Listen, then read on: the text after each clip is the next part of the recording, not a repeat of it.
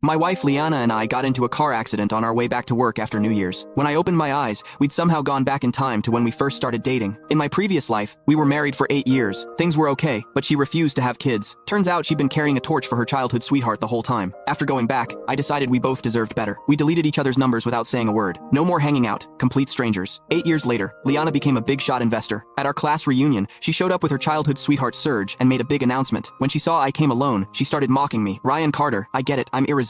You've loved me through 2 lifetimes and you still can't move on. But seriously, stop being so pathetic." I ignored her and took my son's hand. Her face went white. Her eyes turned red. "You said you'd only love me," she shouted. "How could you have a kid with someone else?" 8 years later, I ran into Liana again at our class reunion. I'd been pulling an all-nighter on case files and was dead tired. Didn't even bother changing, just showed up as I was. In the middle of the crowd, Liana and Serge stood there, holding hands, eating up all the attention. "Liana, you're amazing. You've only been overseas a few years and you're already a top investor. You're putting Apex City on the map." "No kidding. I heard rich people overseas are lined up just to have dinner with her, but she's totally booked. She makes hundreds of thousands just showing up places. That's more than most of us make in years." "Liana, I've got some extra money. Can you help an old friend out? Let me make a little profit too?" Someone else jumped in. "Liana, you and Serge look so good together. Are you guys getting engaged?" Liana blushed and looked at Serge all lovey-dovey. "Yeah, February 25th. Everyone started congratulating them. Then someone asked, 'Didn't you used to be crazy about Ryan? Do you guys still talk? Wasn't your first dance for him?' The second my name came up, Liana's smile disappeared. Her lips pressed into a thin line. Serge squeezed her hand tighter and said smoothly, 'We're getting engaged, so obviously she's moved on.' High school crushes are nothing compared to what we have." Everyone laughed and went back to kissing their butts, but I remembered that first dance. She'd worked so hard on it just to tell me she liked me. In my past life, Liana and I fell for each other right away. We had this crazy, intense relationship in school. She used to look at me like I hung the moon. "Ryan, look at me. Eyes don't lie. I really like you," she'd said. I believed her. I gave her everything. Turns out she'd been lying the whole time. I kept my face neutral as I walked in. Someone spotted me right away. "Ryan, you finally made it. You know you're late, right?" "Dude, this is a nice event. Why aren't you wearing a suit? You seriously couldn't dress up a little? Don't tell me you just got off work. Where are you working these days? We've got celebrities here. You should kiss up to them and see if they can hook you up with an easier job." Some people saw my plain clothes and couldn't help making fun of me. From the moment I walked in, Liana had been staring at me. I nodded at her. Just a simple hello. She looked surprised, something unreadable in her eyes. "Ryan, after all these years, you're still the same underachiever." Serge gave me a cold look and pulled Liana closer, like he was marking his territory. "Sure, he's struggling a bit, but let's not rub his face in it. We're all classmates here." He looked me up and down with disgust. "But seriously, why would you show up to a reunion looking like this? You're in your 30s. You should know better. Appearance matters. What woman would want a guy who can't even clean himself up? I've got an extra suit in my car. Why don't you wear it so you look halfway decent?" Everyone burst out laughing. The difference between us was obvious. He wore gold-rimmed glasses and a custom suit. His hair was perfect, and everything about him screamed money. Me? I just finished working through a mountain of files and hadn't slept in almost 24 hours. I looked like crap. My clothes were cheap, no-name casual wear. Obviously, I couldn't compete. "Thanks, but I'm good," I said politely, then headed for the food. After pulling an all-nighter, I was starving. While I was eating, Liana walked over and handed me a check for $20,000. Click the link in my bio to get the full story for free.